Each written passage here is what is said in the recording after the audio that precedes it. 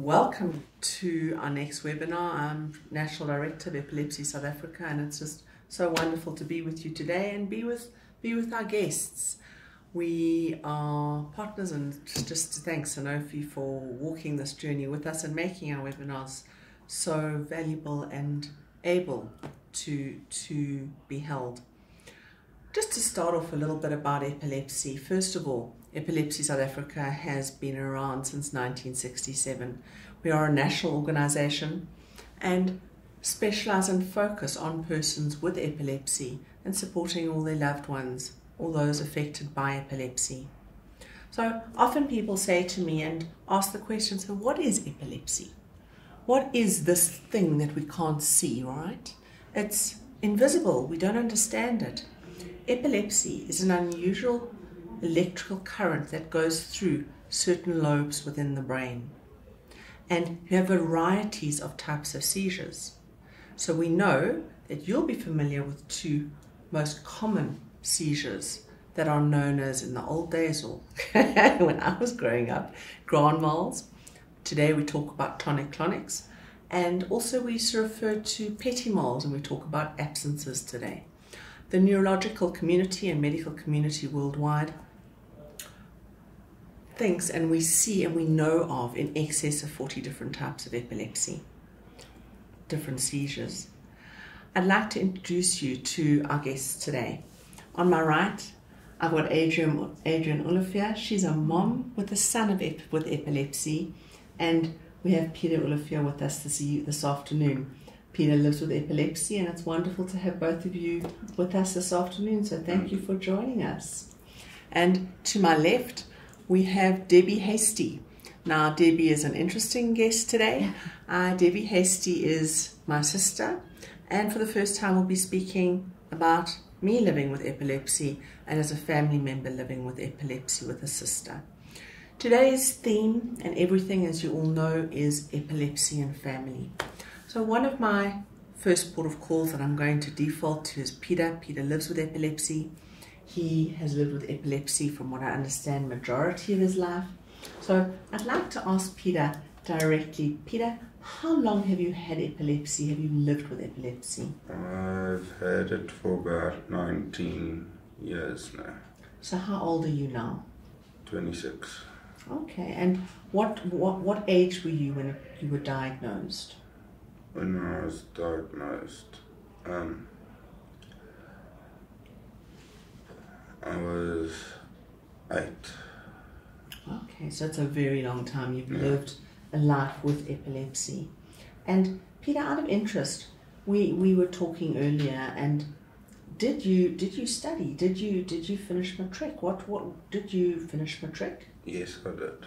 You were able to get matric? Yes. Okay, and Peter, post-matric, have you studied further? Yes, I've studied cybersecurity. Okay, so that enables you to work from home, yes. Right? And yes. Then you don't have to have all the external stimuli. Yeah. So, one of the things that Adrienne, his mom, shared with me was that Peter has recently had a very, very serious medical procedure done on his brain. So we understand why he's sitting with the bandana on his head. He's very conscious of it, and we're completely respectful and understand that, Peter. So, Adrienne, today is about family. Now, we know today is going to be a very emotional, I'm sure, emotional conversation. How has it affected you as a mom, having a son with epilepsy?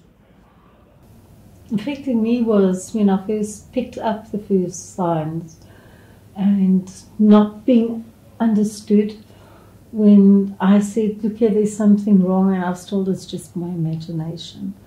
And then fighting past that barrier and having to wait for the first seizure as such. And then, oh, there's a problem, let's get to see a doctor about it. Where it was put off from the beginning. So that was my greatest. That was your medical frustration. That was my medical frustration. Nobody was listening, nobody heard, nobody understood. And I had nursed, so I knew that there were certain signs, but you get scared of is it possible? Is this actually happening to me? Is it my imagination as well? I started doubting what I was seeing. And yeah, those tiny little things, like bedwetting that never stopped. Could never ever hold his baby bottle. It always flew in, the malls always full of baby milk. And didn't realise that that was a repetitive motion. So but you were seeing it from way I was seeing it from way before he was saying, diagnosed. And he was always doing those sort of smacking sounds. And I didn't ignore it, but it was too repetitive to be normal. So I knew from my nursing and that's why years gone by, you sat there with the epilepsy patient, you sat with a notebook and you would diarise. How many minutes? What did you see? What did you do? You sat there 24/7, or not 24/7, an entire shift, and you write it down. So now I turn to social media, I turn to my cell phone, and I record it, because you can't always explain what you see. It changes all the time. There's always a new aura, there's always a new feeling. So you have to record it, because you can't put it always in words. Sure. So Adrienne, what I'm hearing is, I mean, it's been a really, really long journey with Peter, and I'm just so grateful that was even up for joining us today, and I can really honour him, and thank you so much for the effort and being present, Peter. Adrienne, you've walked a very, very long journey with Peter. So what have you carried on working? How has it affected you as a mom? How did we have this baby and we have that life in our mind planned for them, how's it affected you from an emotional perspective, from a life, a career? You mentioned you were a nurse.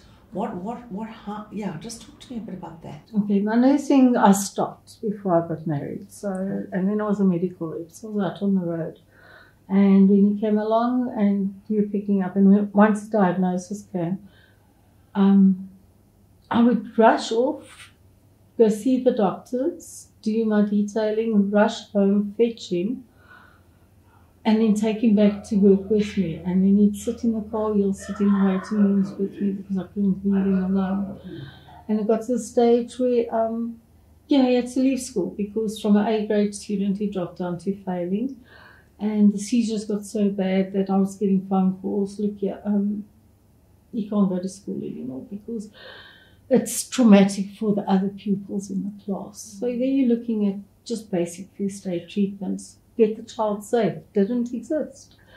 From what we were taught at school is lie the child down on the floor, let them go through the process. It's not the end of the world. Did you start really, it sounds like you started really upskilling yourself as a mom and really had to research and learn about epilepsy? Yeah, well, the irony is, having been a medical rep, I used to sell the meds, and when it became drug resistant, refractory, I did upskill myself, and I had to start studying, and we failed because his doctor at the time had mentioned, look at the movie First Do No Harm, which is the ketogenic diet, and he said, I can't give you any advice further than that, because it's not available. Just watch the movie and see if you can do it. And we failed tremendously, because we're still stuck in the rut of you need to, the healthy food, the Health Art Foundation, you're following that.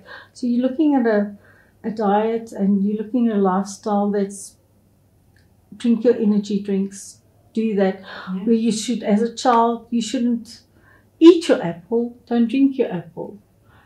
Those different things. You're causing a fructose, you're causing a spike in your insulin, and we know that that's going to affect your brain waves. So there was, so I studied my bum off.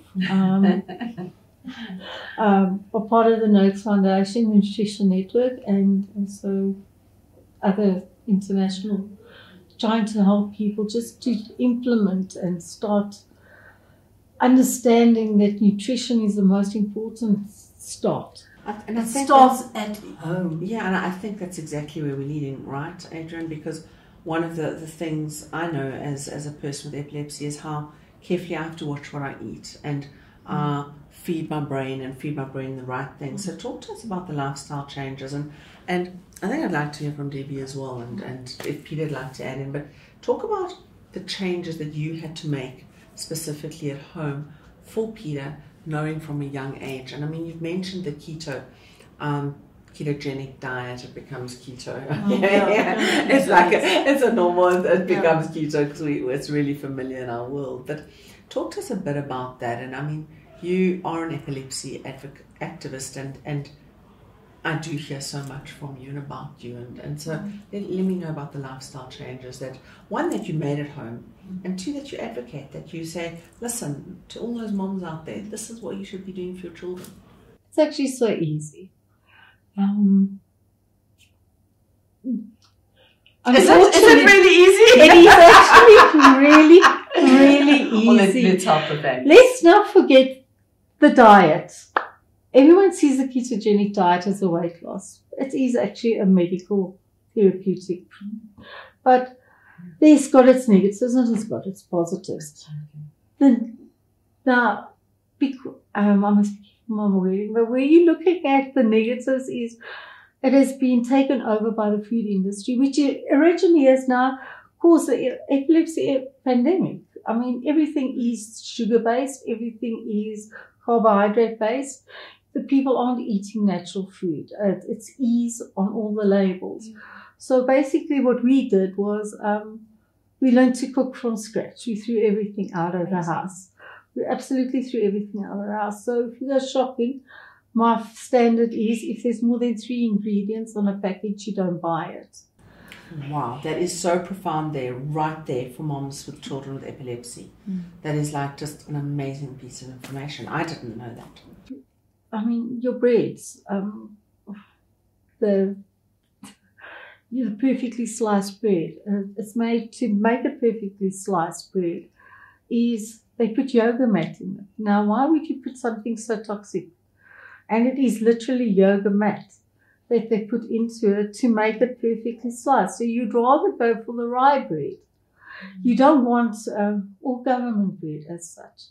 You want to eat the foods that are going to go for it. You don't want the preservatives in. And that's definitely got the gut-brain barrier in. And if you can just start with that in the process. So when you're looking at your seizure disorders, you only diagnose the seizures after your second seizure. Correct. So, and that's where after you've had your first one, that's where everyone gets confused. I've had one seizure, I have epilepsy. That's and it's not. And I think we need to be clear on that, and to our viewers and to everybody out there, is that one seizure does not mean you have epilepsy. Definitely. Yeah.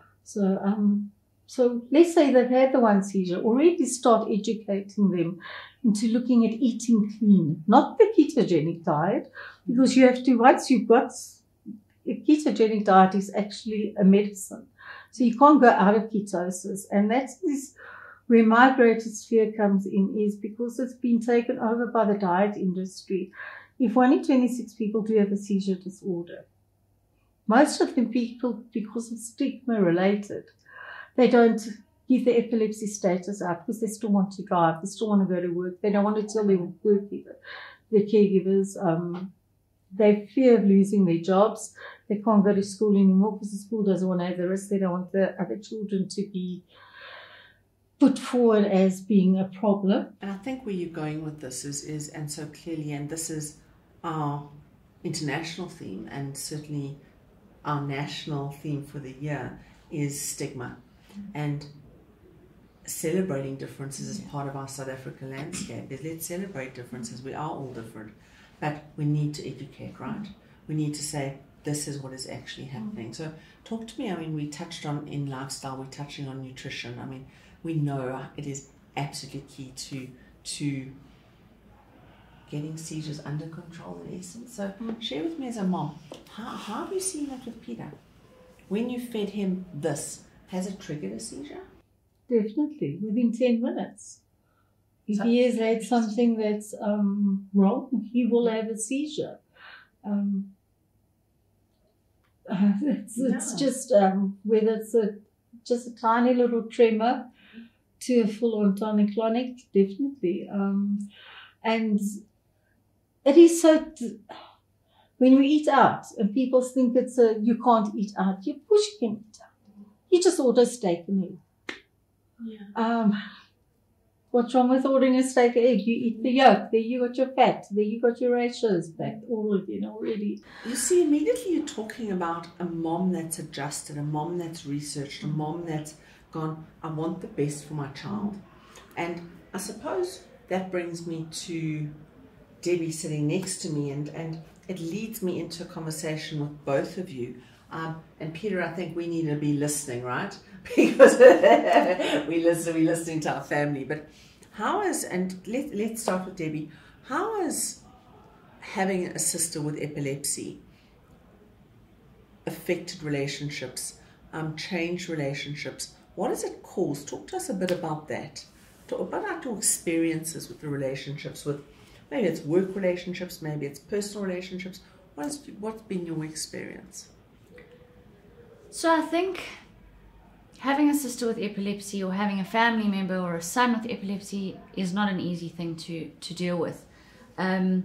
Personally, with my relationship with my sister, it is incredibly difficult because I worry about her on a daily basis.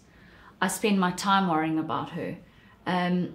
We used to work together for 3.5 years, and I would have to keep an eye on her, but because of my own choice, and it's the way that I've kind of been, because I'm a very caring person and we have such a beautiful relationship, that we'd be in a meeting and I'd watch her behavior and I'd see she would start dipping and her eyes would start changing, and I'd have to say to her, right, guys, would you mind if we take a comfort break and just let her go out and get some fresh air and regroup and just get out of the thick of it? Or if she was working for too long on her computer and I could see her eyes starting to go or starting to become pre-seizure-ish, I would take her away from her computer and rather have meetings, let her give me the action points and let me pop it in a mail, and when she was feeling okay, she would then deal with those things.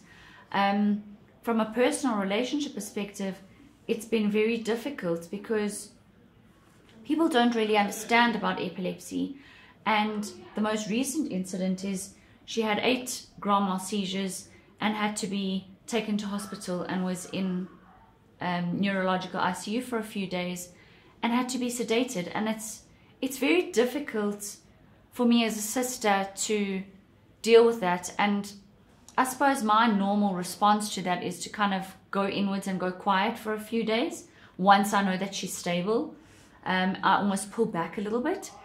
And it's almost my coping mechanism, because I feel like if I let myself feel the feels and let myself live in those moments and relive them, the trauma would be too much. Because seeing somebody have a seizure is probably one of the most scary things you'll see.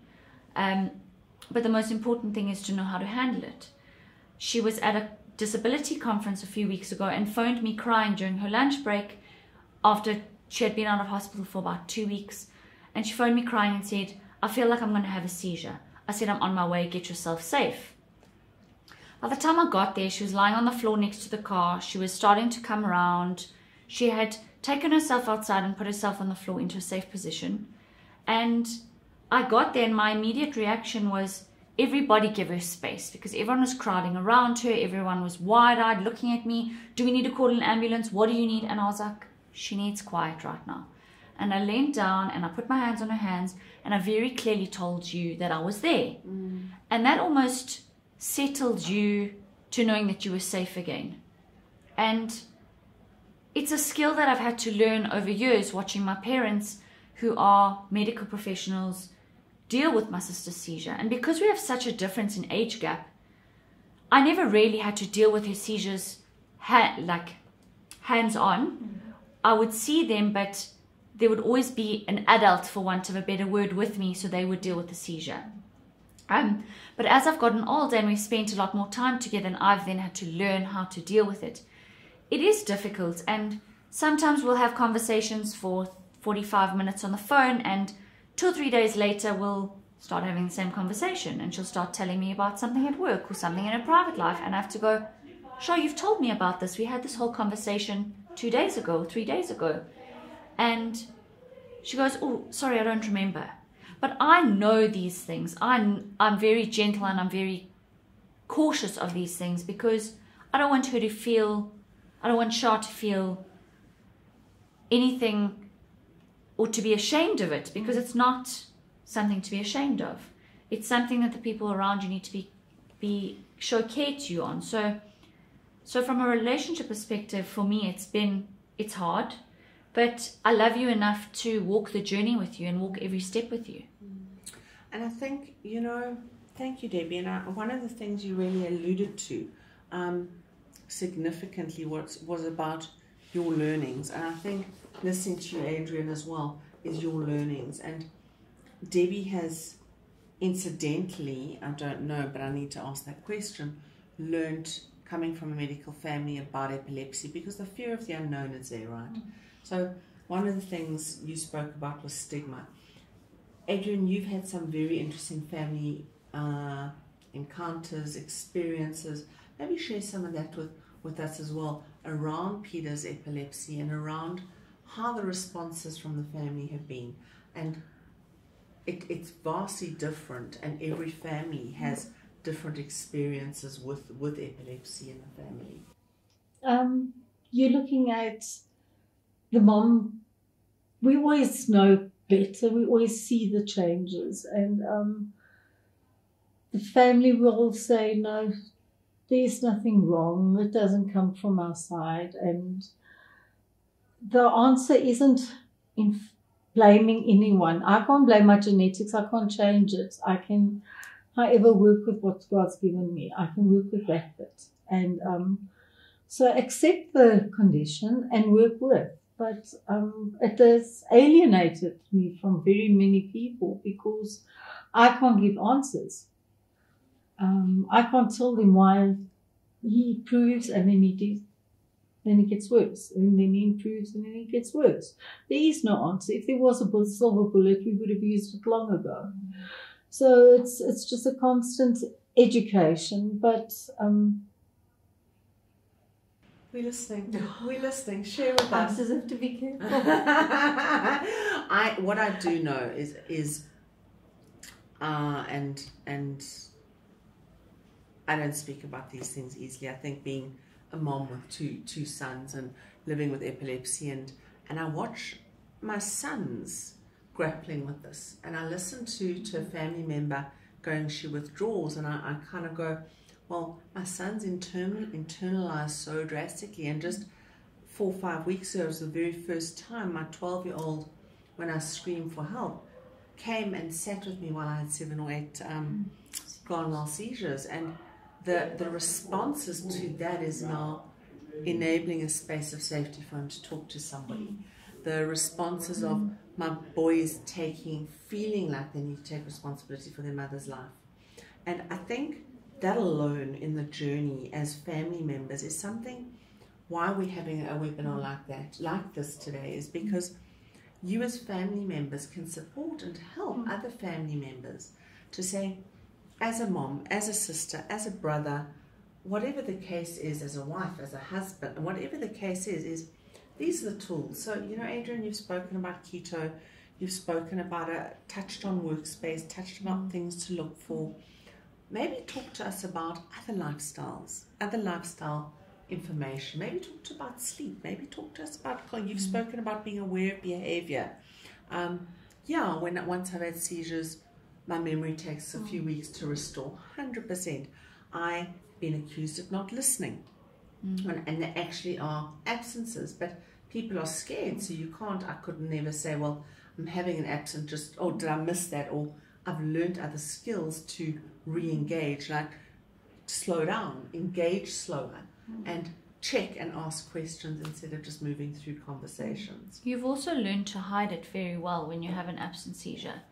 So you'll be having a conversation and you'll have an absent seizure, and only the people close to you will notice, but it's almost like you just repeat the last sentence and you carry on with the conversation. And if you don't know that it's happening, it seems very normal and it seems like nothing happened. But if you know that it's there, you know it's there, right? As I mentioned earlier when we spoke, was the school report saying child's a daydreamer. Talk to us. Daydreaming isn't necessarily just staring out the window. The child is maybe switching on or switching off. So you're looking at a total re-education of the teaching, you're looking at policing, you're looking at all of those different things where they need to be re-educated. We're living in a society now where I've become a super protective mom, because if he has a seizure out alone, we don't have tap facilities on our cards, because if he has to be alone, his bank account will be empty. So there's all those fears that makes us so hyper alert. He's not getting a proper sleep, because I'm not getting a proper sleep, because I'm hearing the nocturnal seizures.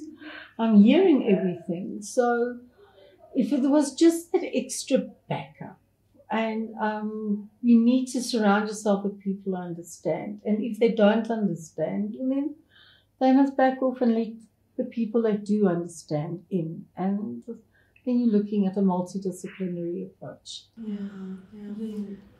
Adrienne, Peter, just how many schools have you been at? A few, but most of them weren't because of epilepsy. So you moved on because of some of them closed down, you mentioned? Yes, and also because of safety concerns was one. Okay. And Peter, you mentioned earlier that you went into a homeschooling environment. What was that for you? That was fine, because the rest of the people there often were they also had even medical conditions like autism and that, so they couldn't go to normal schools. So they had to be homeschooled. And Peter, did you do any sport? Do you do any sport? Not really. Did you want to do sport?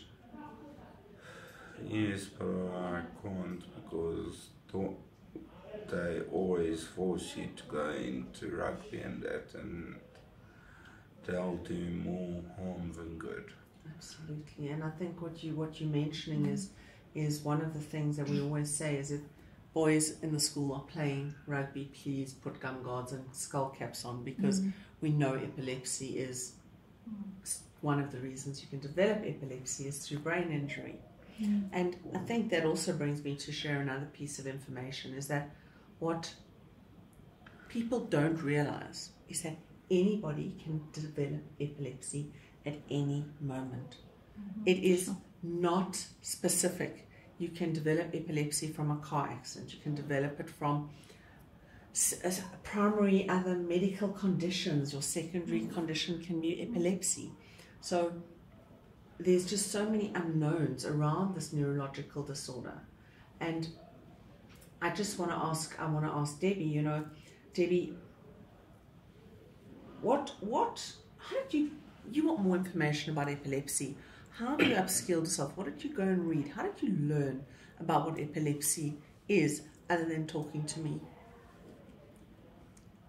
So as I mentioned earlier, I come from a medical family, and with my dad being a doctor and so prominently involved in your epilepsy journey, our dad being so involved in your epileptic journey, we as a family, and particularly me, have learned through kind of watching him, or watching our older siblings handle your seizures, or mom handle your seizures. There hasn't really been necessarily an education thing until you started working at Epilepsy SA, and then we didn't even know that Epilepsy SA existed. And I wish we had, because then from an earlier age, we could have got external advice and external coping mechanisms, etc., which we now do have. But because we already have the information, but we're very fortunate to have come from a medical background, so we have access to that information very easily. So what would you, you and Adrienne, what would you, and I'd like to hear from both of you, is that what is your advice, Adrienne, to moms that have a recently diagnosed child with epilepsy? What is your advice? Where do they start? What do they start looking at? we've heard a little bit of where you started and what you've learned. So just talk to us a bit about that, Adrienne. Basic epilepsy first, the first aid side of it is just to try teach your child to get safe, because you're not always going to be there. Peter's unfortunately not always aware when he's going to have a seizure. They just happen out of the blue.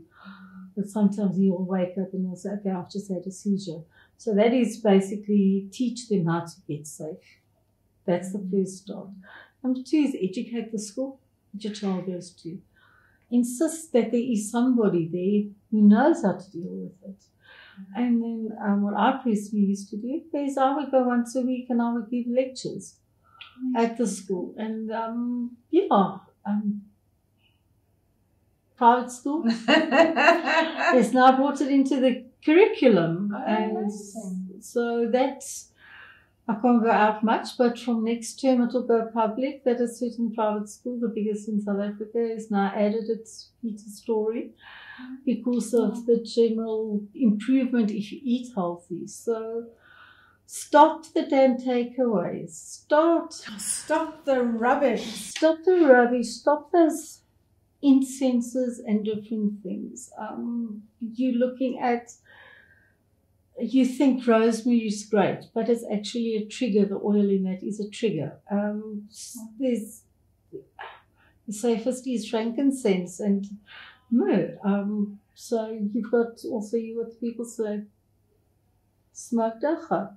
But you can't just do that, because then you're sitting with the medical implications of first thing they test when you end up in ICU is opioids, alcohol, THC, CBD. So you can't do that. Affordability-wise, eventually the drugs that's it's $4,500 for a month's supply. What South African can ever afford to have those sort of things? So being legal, make sure you're not around people who are smoking those things. Your saging causes it. So you've got to, you walk through a mall, these different perfumes. You've got your lighting. You've got your LED lights on emergency vehicles. Be aware of the time of day. Be aware how your child reacts. We've got a standard. We've got blackout glasses. So if I have to travel after hours, I black his eyes out because of the emergency vehicles and the cars with the LED lights are going like that. I know it's going to trigger him. During sunset, sundowns, if the leaves are moving and the sun's behind there, pull off the road, don't drive. It's so interesting to be listening to you, because Peter is one of a number of people living with epilepsy that does live in society, that is able to have a mom that really has given up her career, that has focused on giving Peter a quality life with epilepsy. And I think it's amazing, it's absolutely amazing to see and to hear of all the changes and to hear the sensitivities and the level of what affects Peter's epilepsy. And I think what's also really relevant at this stage is that not all those things trigger all the various types of epilepsy, right, Adrienne? There's certain things that will really, Peter's really super sensitive. There's another word I can't think of right now, but super sensitive and responsive neurologically to all the stimuli, where I have very specific stimuli that will trigger me. You talk about flashing lights. My pet thing about when I'm tired is not to drive at night. The lights coming on with the cars, I sit there and often I'll just be looking down and prefer not to drive at night. If I do have to drive at night, that I do occasionally, I'll put my sunglasses on. But you learn, like Debbie mentioned, when you are functioning as with epilepsy and you are working and you learn to camouflage, you learn to hide the things that you know need management. And one of the things I think that I've certainly learned is that I don't want to worry everyone. So I don't always say things. I won't, because I don't want everyone's stress levels to go up, and I don't want to be micromanaged. And that's also, like, a lot of the medical practitioners that I engage with will say, people with epilepsy camouflage better than anybody because they learn to hide so well. And that talks into stigma again.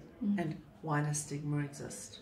And maybe Debbie, you can share with us, in your views, what do you see as triggers with me? What do you see? How have you experienced triggers? What are you always watching for? Not only with me, with anyone with epilepsy that you know, but particularly you. Sleep is a huge one. I know when you are tired or you come in and you say, I had a really bad night's sleep last night, I know to watch for you. When you've been having too much screen time, so you've been working too hard, which, let's be honest, we all do too much. But when you work too hard, you spend too many hours behind a computer, behind a screen, watching too much TV on your phone, those kinds of things. Not eating healthy or clean enough, you start to develop headaches, and those headaches start to develop into pre-seizure. Those are the types of things that I've noticed. Stress, particularly stress, when you're stressed, it triggers your seizures so quickly. But it's almost like when you're stressed, you're fine, and as soon as you relax, you'll have a seizure. Interesting. So yeah, I think those are the main ones that I've noticed. But just... That's what I find with Peter. If he's had too much screen time and he has to go to bed, his brain doesn't switch off. Yeah. So he wants that screen time again, and he'll rapidly have seizures instead of falling asleep. So you're looking at your non-REM sleep. Seizures, which we and know that. how important REM sleep is to an epileptic brain. Yeah, you're looking at your cortisol levels, then your stress levels go up, so then you're fighting this constant fight with the flight and fight syndrome. And so, Adrienne, interesting. Peter, you shared with us earlier you've studied cybersecurity, which means you are looking at screen time a lot now. How is that working for you? Well, it all depends on what kind of cybersecurity you're doing. The kind I'm doing, it won't require flashing lights, and more than not, it's going to involve either one or two computers working together to find a weakness in a program. Okay. So you can basically automate the system, and if I do have a seizure, or I do need to go and lie down, then I can, and just let the program run. So it's interesting, and I just want to pick up on something you said and you've mentioned now as well, is that, it's going to sound quite funny, is that I think it was 9 years ago, I had an episode for quite some time. In the last 9 years, it hasn't been understood why my epilepsies came back so strongly and with multiple episodes like I've had. But I always say I'm blessed. This time round, I have auras.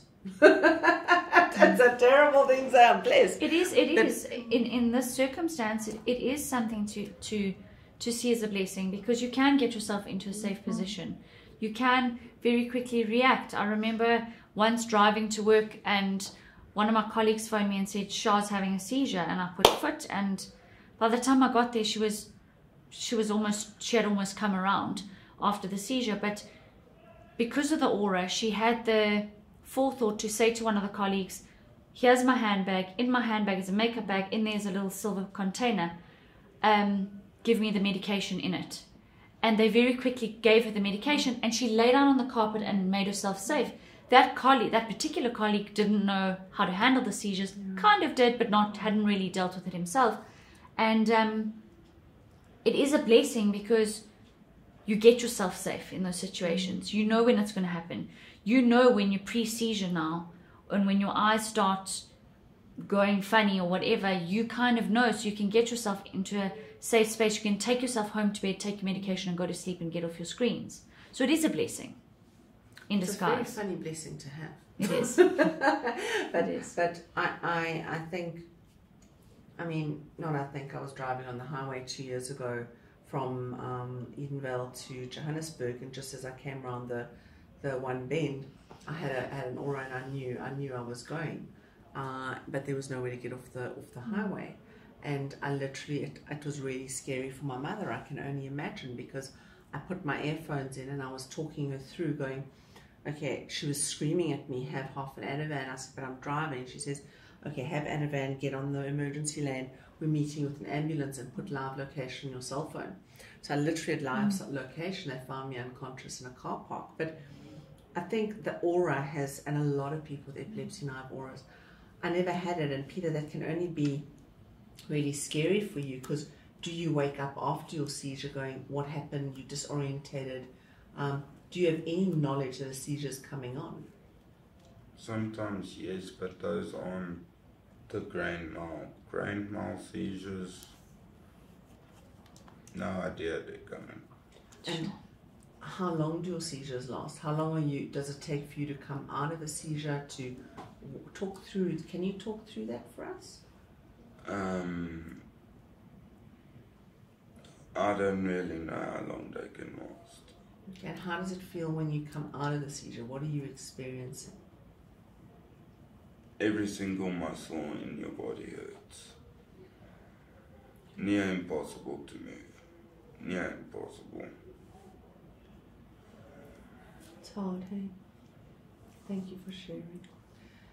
Adrienne, talk to us more about things that have happened at home. Did you have more children? What was the school experience? I mean, you touched on educating teachers. You've touched on that he went to multiple schools, that you've touched on nutrition, and I think we've touched on sleep. You've mentioned watching sleep at night and the sleeplessness that it's caused. Share with us more information. You are a wealth of information. So share with us, what do you think? Do you have time? Absolutely, we've still got time. I'm sure we've got time. We're good. Choose something else. Just choose something that you would like to be saying to moms out there right now, or people. Yeah, let's start with moms and dads, and siblings. What are you saying to them? What are the things, like, just really zone in on those things, those words of wisdom from them? You know what? When I look at Peter, I look at a child. I know he's a man, but he'll always be my little baby. He's not so little. Okay, let's. Well, his teachers and that all call him the gentle giant. So he's really, really very gentle. And I see a pure soul. But most important of all is he's taught me so much about myself. And don't give up. When I look at my child, where he was told he can't go to school anymore, we never ever gave up. We found a schooling system that he could fit in. After 3 years of not being able to attend school, I still homeschooled him. I'm a massive failure at homeschooling, because I'm one of those people, you know it now or you don't know it. But we still kept him reading, we still kept him writing, we still kept him educated in a different way. That he did pass eventually the evaluations, and the education department allowed him back. And he was able to do 3 years, grade 10, 11 and 12, after not doing them, finally, and passing his matric and going post-school studying. But there's always this little thing that falls back. And like I mentioned, he gets verbal diarrhea like I get. He's just shy at this stage. And I think also, I mean, you were so don't give up. I look at the privileged people. It breaks my heart when I see children flunking out in grade 7 because they got all the opportunities to go to school. Yeah, you sit with a child who just needs to maybe lie on the floor. Teacher, no, put a pillow under his head for half an hour. He may miss that class, but he'll go back and he'll finish off the rest of his classes. Now, it's going to be a problem because they don't want to affect the rest of the class. But shouldn't you educate your fellow man on how to deal with it and how to understand it? It's an all-inclusive society. Why is this stigma of epilepsy so hidden under the blanket, and nobody accepts it? It's a blame game. It's your fault, it's not my fault. It's a situation, it's a condition. Work with it. Teach the teachers, teach your family. If they can't, then you've tried. But then you have your support structure in place. And keep studying.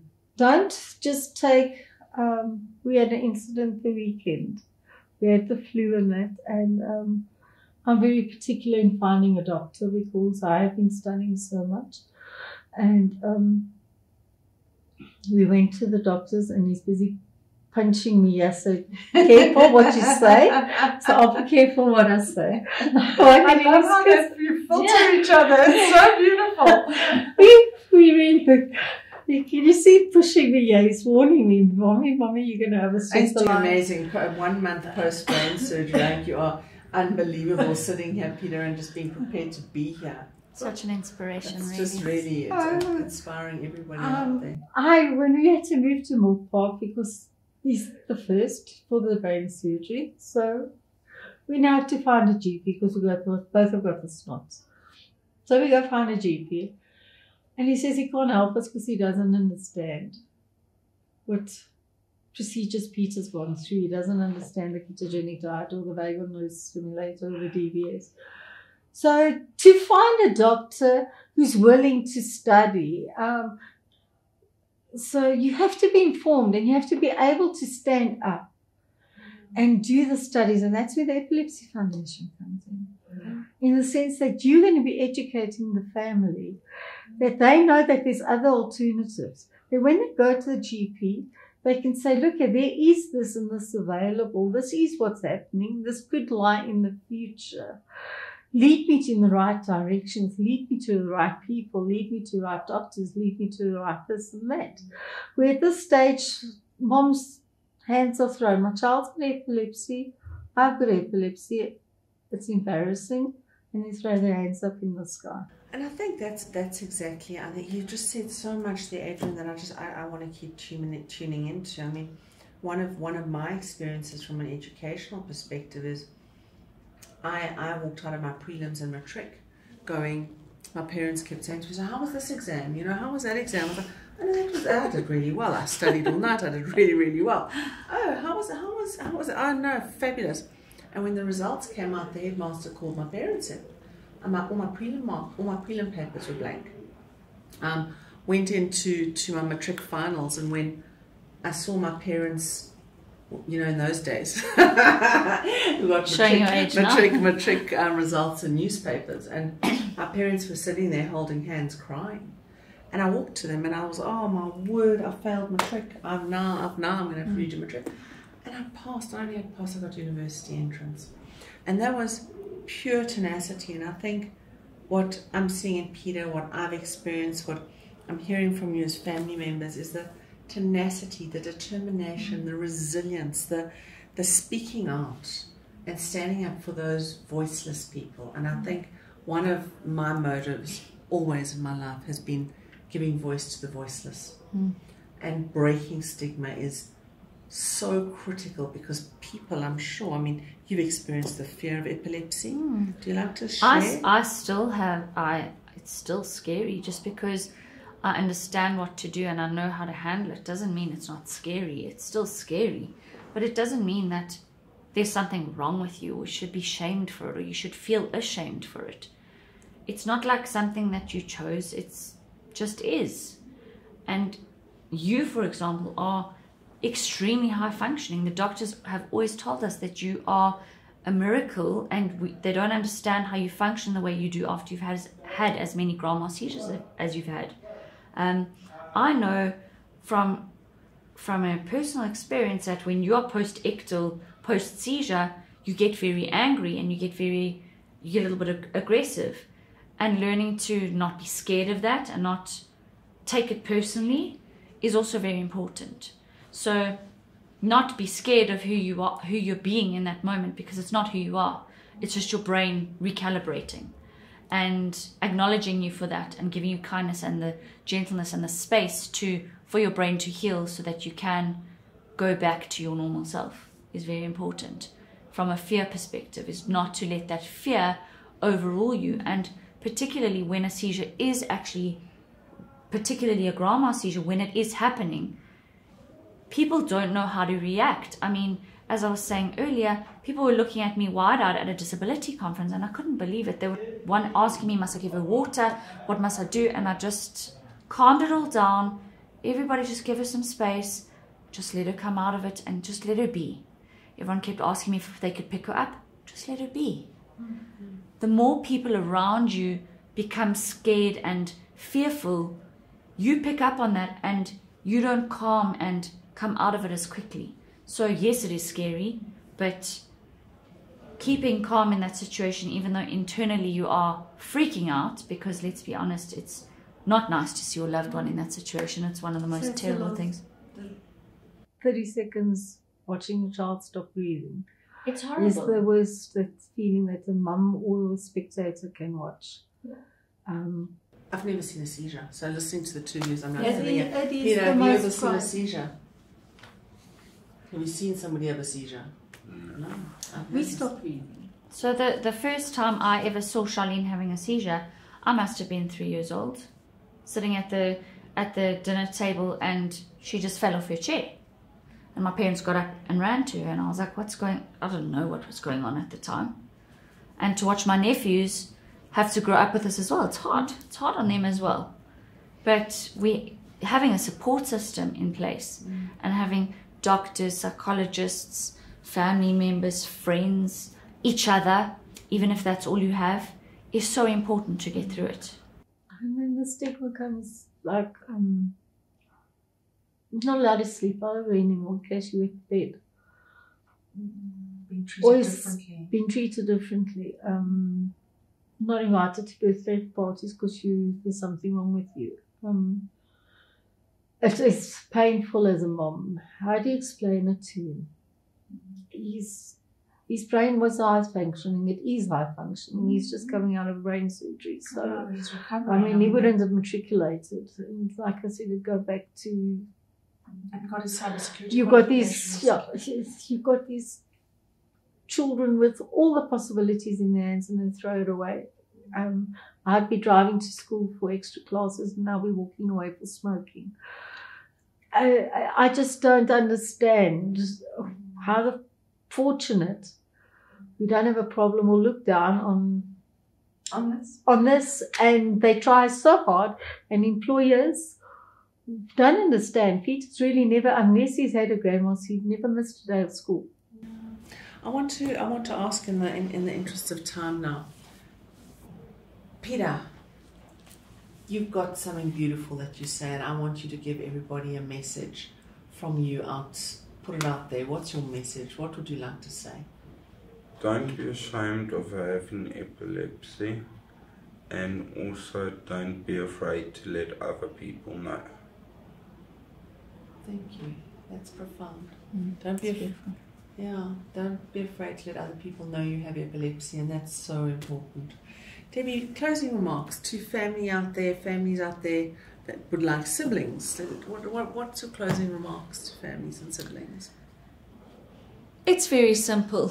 Epilepsy in your family makes you feel like you're out of control. Educate yourself, read up about it, ask questions, learn how to get your family members safe. It gives you that little bit more control, even though you don't completely ever feel in control because it is scary, but it gives you that little bit of control and that little bit of hope. Be gentle and kind to your family members when they're going through something like this. When they're post-ictal, let them know that they are safe, that they are loved, and just be there for them and know that they have you to support them. Thank you, Debbie. And Adrienne, I think just talk to the audience out there and give them a closing remark, and from your heart to theirs, in terms of what moms out there and families out there should. I think as a mother, all we want is for our child to have a life, to be able to stand alone one day, to fit into society, not to be this locked up behind closed doors. And that's why we've gone this journey as far as we've gone, is so that he can hopefully be in it. I was an elderly mum, so I am an elderly mum, not what. I just need to know that my son can look after himself one day, because I will not always And I'm the last person. I think what I'd like to say to children out there with a mom with epilepsy is, we understand epilepsy is scary, and for you is speak to people, speak to close people and loved ones, and understand that your mom and your father know that they have epilepsy and that it's hard, and that children are allowed to experience the emotions they do. And just like people living with epilepsy and moms and siblings speak out about it, speak out. Siblings, children of people with epilepsy speak out. And on that note, I would like to wrap us up in a beautiful bow to say today has been a highly emotional conversation. And I'd like to say, Adrienne, thank you so much for just being here and being heart on the sleeve and prepared to talk about your journey. I know there's so much more to say than what we've said today. Peter, I just wish you all the best in your healing process in the next few weeks and months. And I'd love to meet with you again in 3 or 4 months and see how far you've come from, if you're 4 or 5 weeks out of hospital, to where you are today. So thank you for being prepared to join us today where you are. And Debbie, thank you for joining us. It's really hard to sit and absorb and listen to what you've had to say. But on behalf of Epilepsy South Africa, we would like to let all of you know out there that on living with epilepsy or a person affected by epilepsy, Epilepsy South Africa is here. We have wonderful information ongoing here on our website. We have centres in 6 of the provinces. Go on our website, have a look, and become a member, become involved in the communities, because you can make a difference. Thank you everybody for joining us today.